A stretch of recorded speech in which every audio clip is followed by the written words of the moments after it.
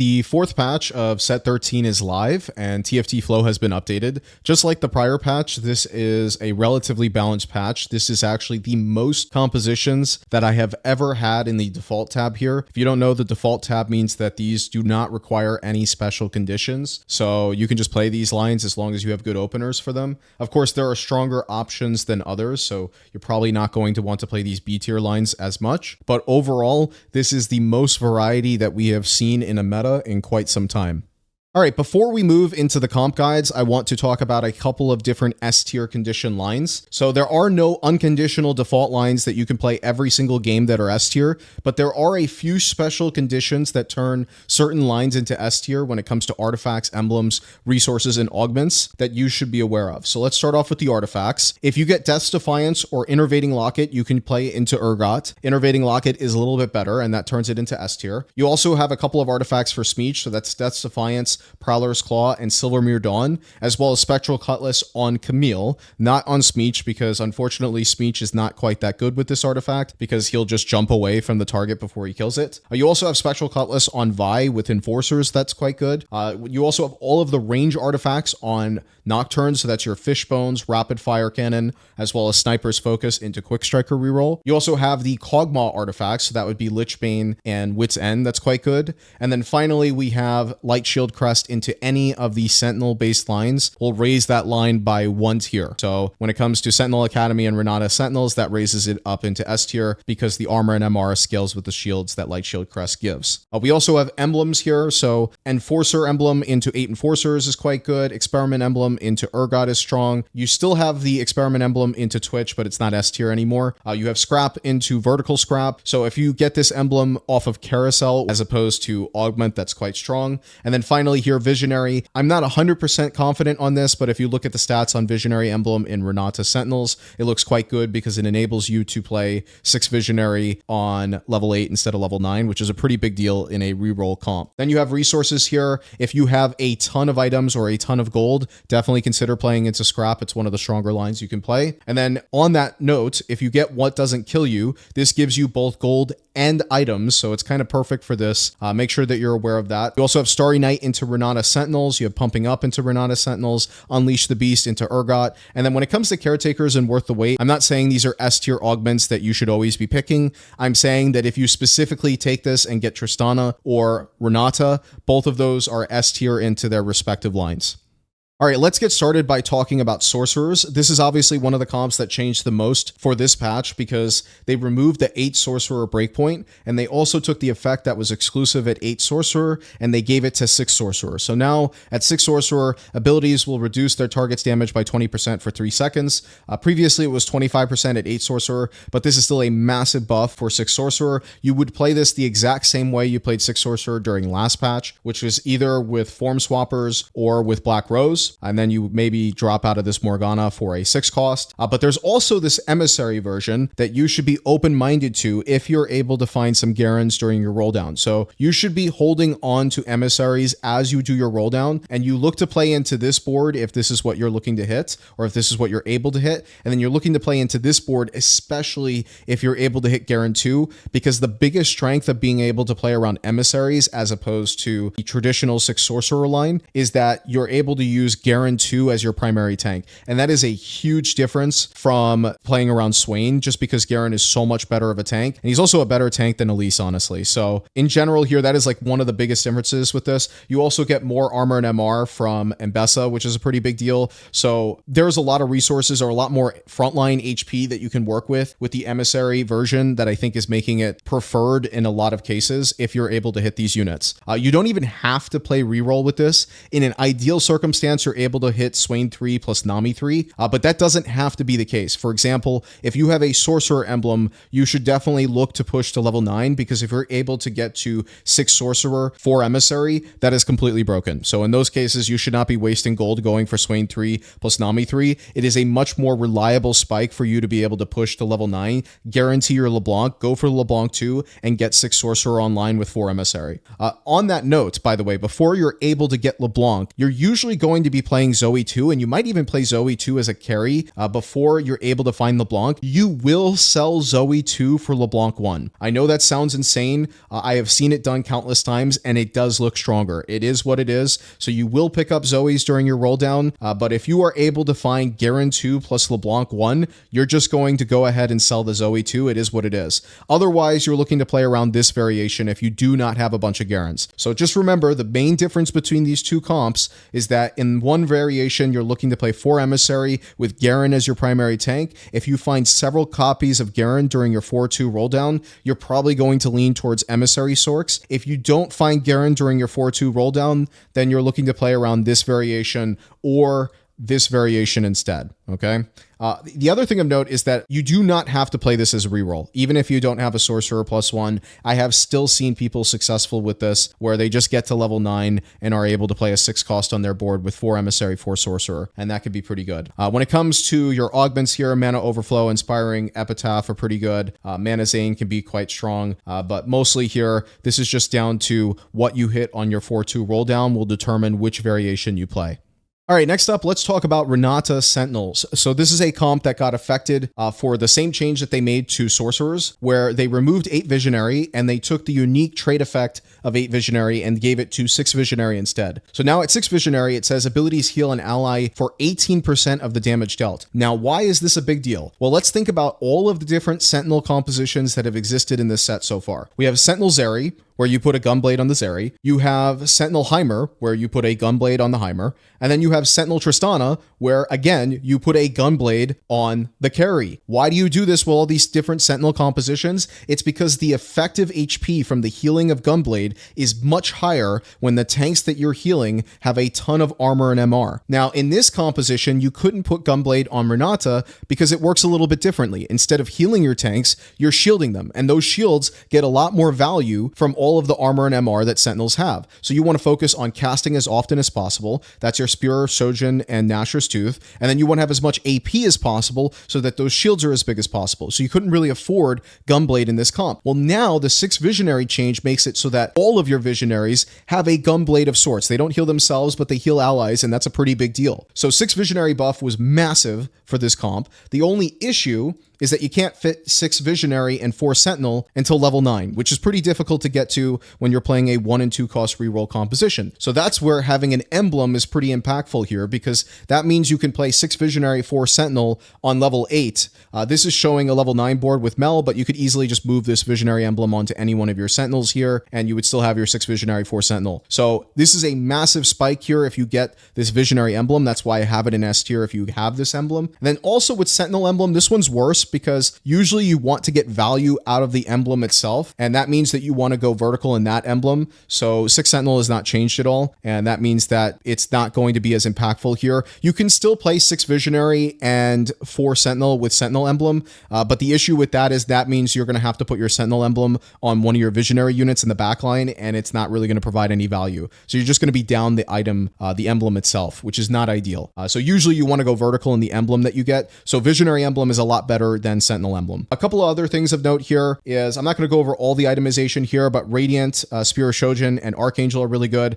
They actually just buffed Radiant Archangel, so that's a factor here. Also, when it comes to anomalies on Renata, you're just looking for as much AP as possible so those shields are bigger. Comeback story is a lot better now because if she's healing based on the damage that she deals, getting that damage amp is pretty valuable. And then Hypervelocity increases the number of casts that she gets. And then lastly, when it comes to your augments here, you're just looking for anything that's going to allow you to hit sooner so you can push levels further and be able to get to that 6 Visionary. Or Coronation is really broken in this comp because it makes it a lot easier for you to play 6 Visionary and 4 Sentinel on level 8. All right, next up we have Sentinel Academy. So this is a comp that has been the same for several patches now in terms of how to approach it. So this is an AD composition first. So normally you're looking to itemize Corki, Jace, Ezreal before Heimer. Heimer gets all of your leftover AP-based items, especially if you're able to get something like a blue buff. And then Alawi can be your tank in the front line. You can also play Loris as your tank if you have him upgraded instead. That's perfectly fine. If you have a Sentinel emblem, which is not usually worth taking an augment for, you get to play all of the carries in the backline with Heimer, Jace, and Corki. And this is actually possible at some point in the game to itemize all of them just because of the extra items you get from Academy. There's also the Academy-based version where you're looking to play 4 Sentinel and 5 or more Academy if you're able able to get the Academy emblem. I've actually seen this played a little bit more often just because you get additional items, which works really well for being able to play all of these different carries. And you also get to play Jace on your board, which is a pretty big deal. Whereas it's kind of difficult to play Jace on your board if you are looking at the standard 6 Sentinel board on level 9. Another option that's available here is if you're able to get category 5. This kind of really centers on playing around the AD carries in the backline. So that would be your Ezreal, Jace, and Corki. And again, the main benefit of Ezreal with this augment is that he procs it twice. It's not a broken interaction by any stretch of the imagination, but it is something to be mindful of if you have a good Academy opener and if you have Runons as your sponsored item. And then there's also the Singed Hero augment. Again, generally do not recommend playing this. Only if you have a really good spot for it on 2-1 would I angle towards this. Otherwise, it's a subpar line that you can consider playing only if you want to have fun or if you get a Blighting Jewel, okay? If you get a Blighting Jewel, then you win the game on the spot. But other than that, generally speaking, this is not going to be a very strong line for you to angle towards.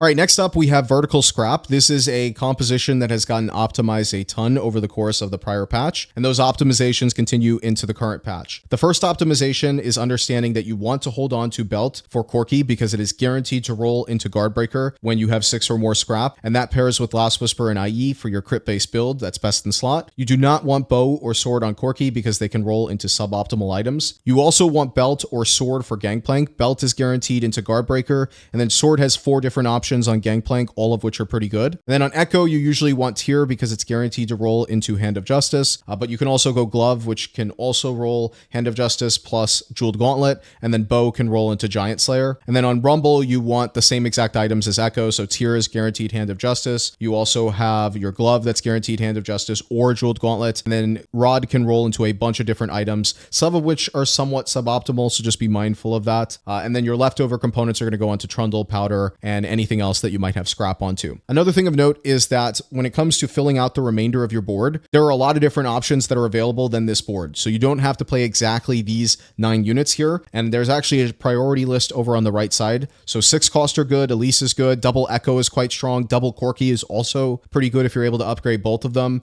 You don't have to play the Vi plus Loris. That's usually what gets played, but you can also play Alawi plus any one of these other flex units. So that could be Savika, that could be Jinx, that could be Tristana, Jace, Urgot, and then also Double Echo or Double Corki are all options. The reason why Double Echo is so good is, first of all, the unit is very strong, and then you also get another unit with the Scrap Shield. Same thing with Corki there. And then just be mindful of the fact that you don't need to have Artillerist when you're playing Scrap. In fact, they're a lot lower on the priority list when it comes to the flex units that you can fill in when it comes to your non-Scrap slots. When you have a Scrap emblem, you just get to drop out of the Powder or drop out of the Trundle, and you get to play a higher quality unit, ideally some sort of 6 cost, but you can also play a Double Echo, you can play a Double Corki, again, all the other options that I just listed before. When it comes to your anomalies here, you're looking to get anomaly onto Echo. Specifically, anything that gives him armor and MR is quite good, so Stone Skin and Bulwark, just because those scale so well with the shields that you get from Scrap. And that's just a general rule of thumb. So Immovable Object, for example, as an augment is quite good, just because it gives armor and MR with those shields. Also, Final Polish can give you Aegis, which is quite strong. The other thing that's really good when it comes to augments is anything that gives you a lot of different items or durability. So Powered Shields, for example, gives you durability, which increases the effectiveness of the shields. And then Trait Tracker gives you a ton of different emblems, all of which count towards your number of components. They count as 2 components each. And then What Doesn't Kill You is very good because it gives you both econ as well as additional components when you're likely to lose streak with this comp anyway. That can be quite good. And then anything that gives you a ton of components here, like Buried Treasures, can be quite strong. So there's a lot of different things to keep in mind when it comes to playing Scrap. This is a comp that can be optimized a bunch of different ways, and it has gotten a lot better over the course of the prior patch and is still pretty good in the current patch. All right, next up we have Enforcers. This is a relatively straightforward comp, just like most verticals are. You're looking to play Enforcer units, and then your flex units outside of Enforcers are Rumble, Alawi, Savika, Ambessa, and any of the 6 cost. If you do not have an Enforcer emblem, then you're looking to play 6 Enforcer, and you're probably just going the top 4 at best. Very low probability that you win the game. If you have that Enforcer emblem, then you can go ahead and play for 8 Enforcer. And again, you're just looking to fill out with any of these different flex units that I've listed here on the right side. Do not underrate great having items on Twisted Fate, especially before you're able to find Caitlyn. If you can slam generic items onto him, things like Guardbreaker or GS that also work on Caitlyn, that is ideal. And then eventually you'll move items from Twisted Fate over to Caitlyn once you're able to find her. In stage 4, you really want to have Vi 2 plus Twisted Fate 2 as your carries of choice, and then Loris is your primary tank. Now, when it comes to anomalies on Vi, you're looking for any of the broken melee-based anomalies, so that's Stone Skin, Bulwark, Invisibility, Last Chance. All of those anomalies are quite good. And then Spectral Cutlass is also really strong on Vi if you're able to get this artifact, because she can actually kill 2 units in the backline before she gets teleported back, and at worst, she stuns units. So let's say, for example, they position correctly, and Vi isn't able to kill their corner carry, but maybe is able to get one ult off and stun it. There's a lot of value in this particular item. If you look at the delta on it, it's quite good. And I've seen it in action. Very strong item on Vi, so always pick if you're able to get it. Also, there are some cool options on Caitlyn as well, like Gold Collector is quite good, as well as Silvermere Dawn, which just gives a ton of stats, which makes her ability hit for a lot harder. So there's a couple of different interesting artifacts here, but this has been the same for a while here, just looking to play around those Enforcer units and push levels.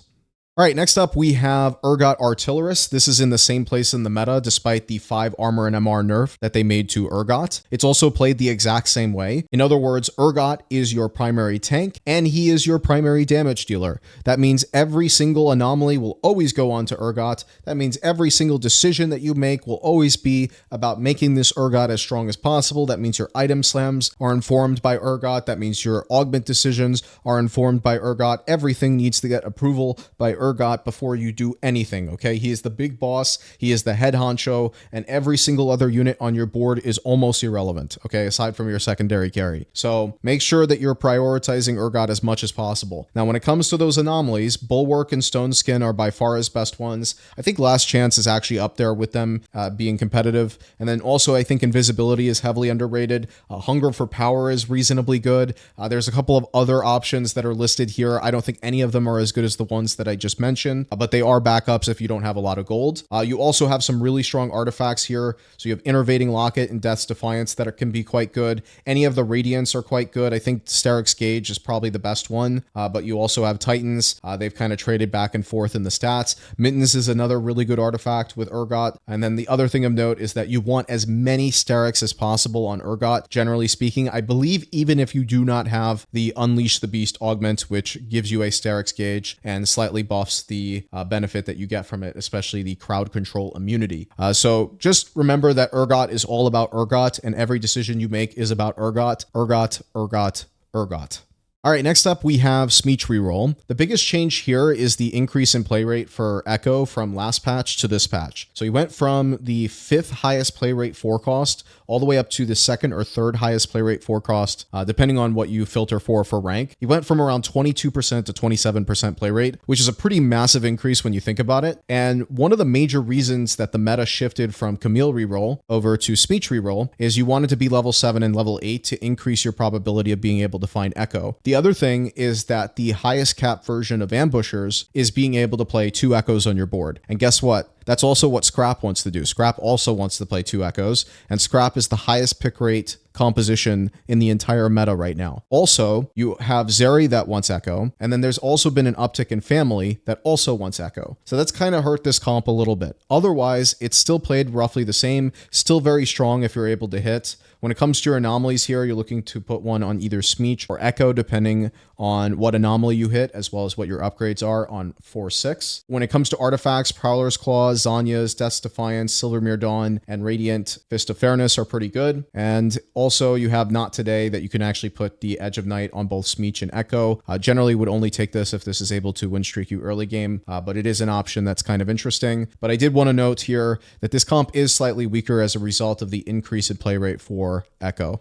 All right, the only S tier conditional line that we haven't talked about yet is Nocturne Quick Striker Reroll. You should only play this if you have a range increase artifact. So that's Fishbones, Rapid Fire Cannon, or Sniper's Focus, do not play this without a range increase artifact. If you have one, this is what the board looks like, where you play 4 Quick Striker. Usually you're going to play a Lowy plus Aurelia, and then this Blitzcrank can be a Loris instead. And then at max cap on level 9, you could play something like this. You can play around 6 costs here as well if you want to. Just factor in that this should be back here with a range artifact. But there's a lot of options available here when it comes to how to flex around the board. The big thing of note here is that you always want to play around your 4 Quick Striker, and then Sentinel is usually what you go into. But there are some options that I've seen other than that. For example, 6 cost emissaries. I haven't seen a ton of emissaries, but that is something I have seen occasionally. If you can play 6 automata, that is an option. Most of the time, that's not going to be the case. Most of the time,